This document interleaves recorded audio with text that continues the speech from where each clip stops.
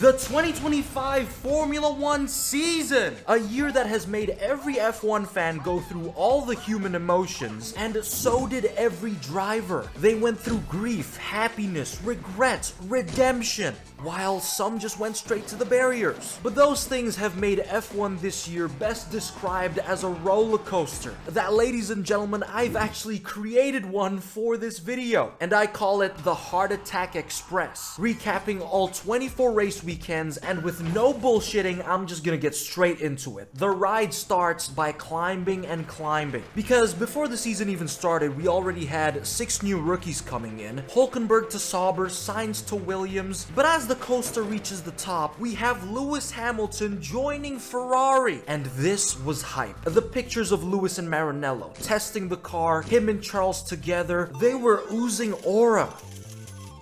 But let's not forget, they're wearing red.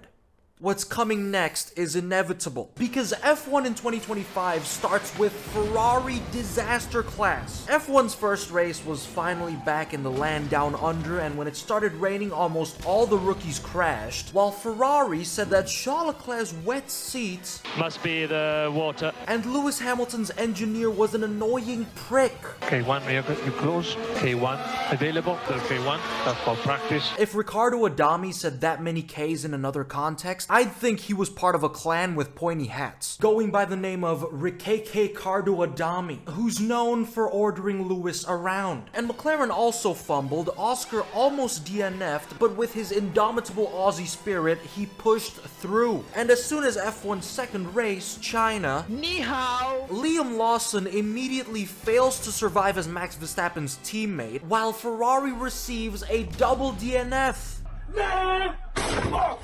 So the season was already off to a bad start for most people. Hadjar cried after a crash, and Carlos was in a Williams. And other teams continued to get cooked. Jack Doohan threw his car out of existence and his F1 seat just a week later in Japan, making Alpine's total of 10 fans beyond depressed. But while that was happening, one man was cooking, and it was the Pastry himself. Oscar Piastri wins the Bahrain Grand Prix. Piastri powers by. Extraordinary stuff from the Australian. Oscar Piastri wins. Oscar Piastri wins. The Australian is a Grand Prix winner.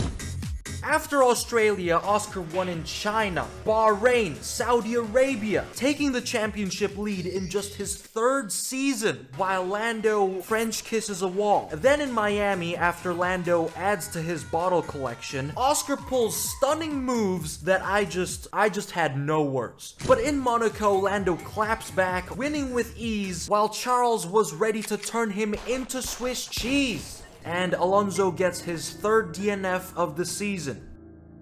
I don't really know how much more I can take.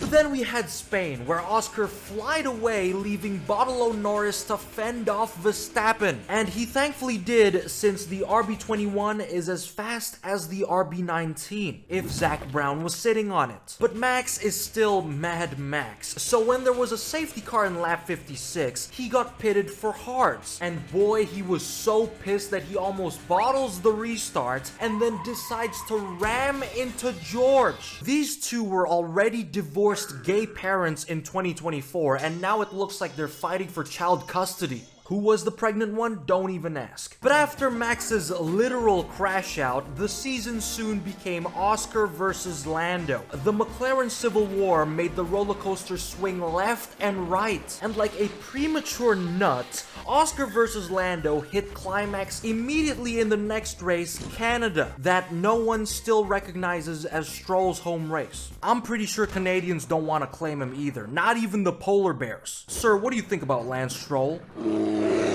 Thank you, sir. But in Canada, George won out of nowhere like usual. I'm telling you, Woody here can get a podium by just rubbing one out in his car instead of actually trying. But during the race, Oscar showed his racecraft fighting Lando, who then went for a gap that didn't exist, French kissing yet another wall. And off to the next race, Austria, where Oscar got warned by his own team for risking an overtake on Lando.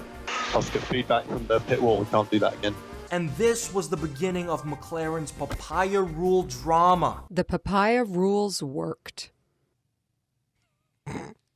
breached. Yeah, shit. I mean, But before tensions worsened in McLaren, F1 headed to the UK. And from this point, the Heart Attack Express was looping and birds are hitting you straight in the face. In Silverstone, it started raining and it became exactly like Australia. Ferrari fumbled hard, all the rookies just fucking perished, and Oscar was about to win until he got a 10-second penalty for brake checking Verstappen, who then spun out of the race anyway, and everyone was losing it. But hold on a minute, is that a green jelly bean in P4? Nico Hulkenberg was one position away from a podium and he overtook Stroll, denied Hamilton, and as Lando won the race, he crossed the line in P3. Nico Hulkenberg finally got his first podium. This was the best part of the season. Try to change my mind and I'll smack the shit out of you. But next up was Belgium, and the Heart Attack Express is now going so fast that you just get flung to the gates of heaven. In the sprint, Oscar had the win, but then came Max Verstappen, who stole the lead. But since Oscar is a man that learns from his mistakes, which is why I call him Mr. I Understand It Now, he remembered the move Max used in the sprint and pulled the same one on Lando in the race. But the week after in Hungary, Lando edged Oscar by just 7/10 for the win. However, Oscar strikes back again in the Dutch Grand Prix, earning a grand slam while Lando's engine shat itself and Isaac Hadjar got his first podium. And at this point, the championship was heading to Oscar. He had a 34-point lead on Lando. People were rejoicing. But before you think that the championship was just gonna be between the two McLaren drivers, think again, because you can't forget the Lion himself. Throughout 2025, McLaren has had the superior car. Say otherwise, I'm also smacking the shit out of you. But even without the fastest car, Max was hunting. We're currently at race 15, Zandvoort, but let's move 12 races back to Japan, where Max stole pole, pressured Lando into touching grass, and won the race. Then in Saudi Arabia, he clings to second. In Miami, he was the reason Lando bottled his start. And in Imola, Max pulled the craziest move on Oscar, stealing his win.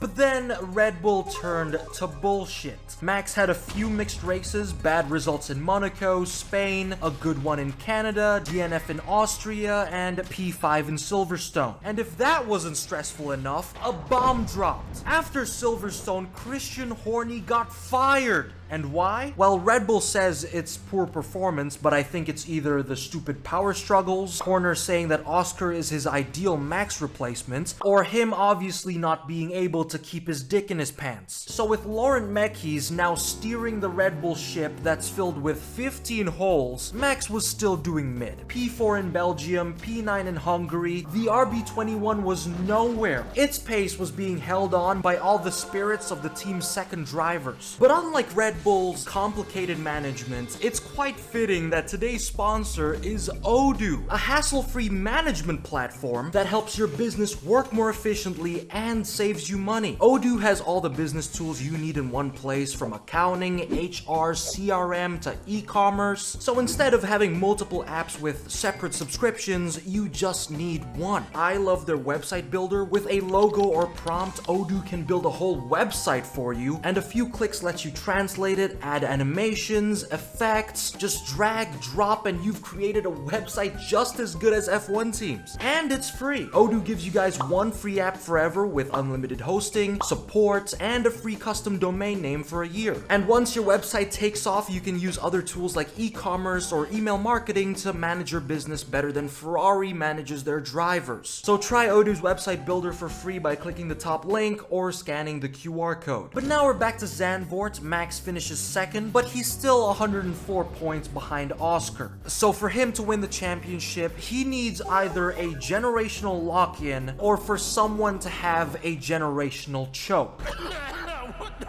And Max got both of those things. Immediately in Monza, he locked in, won the race while Lando had a slow stop, which led to McLaren telling Oscar to swap positions with Lando, which made Oscar fans pissed. So do you think McLaren is biased against Oscar Piastri and costing him the World Championship?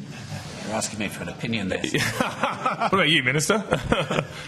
I definitely think he's got some raw decisions this year, and They were convinced Zach Brown spends his free time sniffing Lando's meat. And honestly, I can't even defend Zach on this one. Max's gap is now down to 94 points. Then Azerbaijan. Max wins again with Lando in P7 after he bottled qualifying. And Oscar turns into a literal pastry in the race, jump-starting, losing multiple places, and then crashes out. Gap down to 69. Simply lovely. And from this race, Oscar started struggling. The generational choke Max was praying for came true. Fast forward to Singapore. In lap 1, Oscar and Lando had an incident that pissed off Piastri that he cut off Zach's radio at the end of the race. Yeah, but if he has to avoid another car by crashing into his teammate, then that's a pretty shit job of avoiding. 1 hour later. Good race, tough race. Thank you for... But McLaren still won the Constructors, while Max finished ahead of both drivers, gap down to 63. And then came the US Grand Prix, a tipping point for Oscar. After all of the papaya rule bullshit he had to endure, Oscar said, fuck that. So in the sprint, he sends it, collides with Hulkenberg, and hits Lando in the process, resulting in this beautiful McLaren double DNF. And in the race, Max soared to the sunset with zero competition, gap down to 40. And then we had Mexico, then Brazil, where Oscar was still choking. But honestly, it's fine. It's only his 3rd season. People always forget that. That's how good Oscar really is. However, F1 doesn't stop for anyone, so Max and Lando took full advantage of the choke. In Mexico, Lando bagged the win, retaking the championship lead from Oscar, with Max finishing in P3, now only 36 points behind Lando. And then Brazil came, and this race was cinema, featuring Max Verstappen as the protagonist. And it starts with a wet sprint race where Oscar bottles again, so did other drivers, and in the same corner Max suffers a similar slip but saves it like a fucking G. But then the plot thickens. Max gets P16 in qualifying, and to make things worse, he decides to swap engines starting in the pit lane with Lando in P1. So all hope was lost. But this is Max Verstappen we're talking about. Lights out and away we go. Piastri still keeping that 4th place. Fortunato, the local hero, is stopped. He's in the barriers. Piastri locks up, goes for it, and he makes contact with Antonelli. And that then forces Antonelli into Charles Leclerc. And at the same time, Max Verstappen makes a move on Lewis Hamilton. Verstappen top himself up into now 9th place right there, Martin, into turn 1. Max Verstappen is up into the top 5, trying to make his way up into the top 3, and George Russell could be a bit vulnerable here. He's going to have to go round the outside, Verstappen, and does swoop round the outside.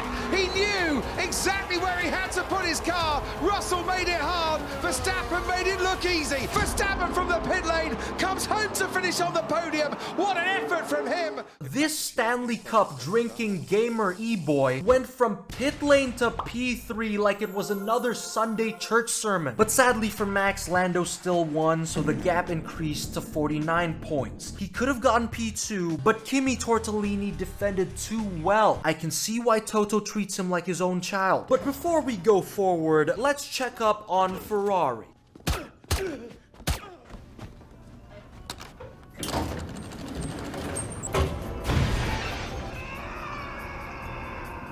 Yeah, I think they're dead. 2025 has been tough for Ferrari. They got a double DNF in China over an illegal car. Then in Zandvoort, Charles gets sniped by Kimi, while Lewis crashes by himself and starts saying that he's useless and a nightmare. I'm just useless. But that isn't obviously the case. It clearly is. What? And the nail in the coffin for Lewis was while he was having a nightmare of a season, Carlos in a Williams got a podium before him. As for Charles, well, those eyes never change. And while Max was on his Sao Paulo mission, Ferrari got another double DNF. Same exact process as Zandvoort. Charles gets killed by Kimi, Lewis kills himself. One time is funny, 2 times is fucking annoying, no? Like I mentioned before, the universe always finds ways to balance itself through Ferrari. 2024 was amazing for them, so what comes up must come down. But Ferrari fans, this means that eventually it should be your year, guys. It's only delusional until it works. Or it's only delusional until you off yourself. Right, guys? Up top. Nothing? Alright. But now we can head to Vegas and Qatar, where the F1 roller coaster pulls you back from heaven and slams you on the ground. If you're a McLaren fan. McLaren has been disappointing throughout 2025. Slow stops, papaya rules, strategy bad enough to rival the Red Clowns. Sir, can you tell me what strategy we're using today? And these two races proved that McLaren still couldn't get past their midfield habits. What a joke! What a joke! To start, Vegas, where Lando adds another bottle to his collection, losing the lead to Max. However, McLaren then told him to start hunting. You want me to arrest or try to overtake him? Overtake him. We're gonna go get Max. Yeah, never mind, he didn't hunt for shit. And then McLaren gets a double DNF for running their cars too low, helping no one but Max, whose gap is now down to 24 points. And Qatar was just as messy for the papaya fools. In lap 7, Hulkenberg spun out, causing a safety car. But instead of pitting, McLaren stayed out for flexibility. We should have just followed him in now. They have lost all their flexibility for the remainder of the race. No fucking way! So then Lando finished in P4, ahead of Kimi as he failed to cockblock Lando, while Oscar was frustrated with P2 knowing he could have won. But McLaren's biggest concern was Verstappen finishing first, who's now just 12 points behind Lando. So finally we reach the endgame. With all the stuff that happened throughout the season, no matter how much McLaren won, all roads led to Abu Dhabi. The championship was going to either of these three, with Lando needing a podium to be champion, while Max and Oscar need both a win and for Lando to bottle again. And as the lights went out, everybody's shivers were timbering. Max got the launch of his dreams, while Lando tries to survive, but a few corners later, Piastri swoops round the outside. And then Charles was hunting after Lando every other lap, risking his podium. But like usual, the hunter fails to hunt. However, the tension continues as he goes for a pit stop, comes out, and has to pass Yuki Tsunoda that was ready to pull the greatest defense of all time, and it's already fucking over. God damn it. Perez, perhaps I treated you too harshly. And as laps went by, position stayed the same, so Max won the race, Oscar finished second, and Lando was third, crowning him as F1's 2025 world champion. A brilliant drive, truly showing his capabilities, recovering from all the bottles. Oh, hell no! However, Lando's championship felt a little off, because there were still so many people that hated him, whether it's over papaya rules or his actions, and it doesn't help when his own dad said this after he won. And no one remembers. I was trying to think, I don't remember who came second because they're real, or maybe they did. Like the guy who came second isn't remembered? Who? Like your son in 2024? Zero class for a man of your net worth. I'll be honest here, even I personally preferred Oscar or Max to win, but I won't dog on Lando's title. We can't stoop down to the level of Team LH or Adam Norris. We are haters, but we're professionals. But to end on a good note, I want to list down gifts I'd give all the F1 people this season, starting with Lando, who's getting a 12-pack bottle carrier. Oscar is getting a How to Stop Choking ebook and a photo of his father Charles. As for Max, I'll give him a dinosaur, since he was the Jurassic Park T-Rex chasing McLaren. Must go faster.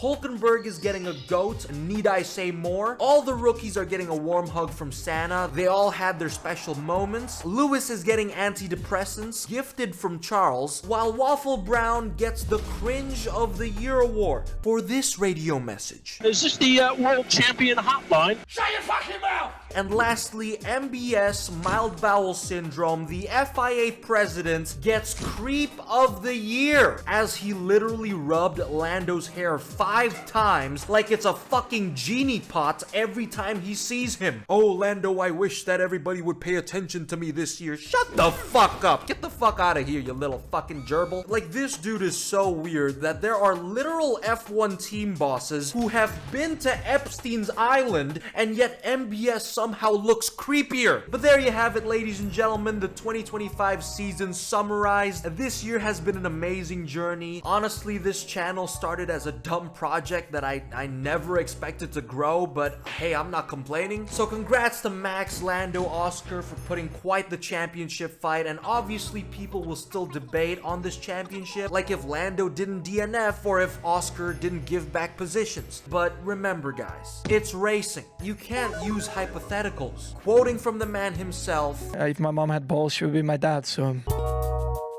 Thing I didn't think I'd say, Max. You are now race leader. The checkered flag first. Oscar Piastri wins the Belgian Grand Prix.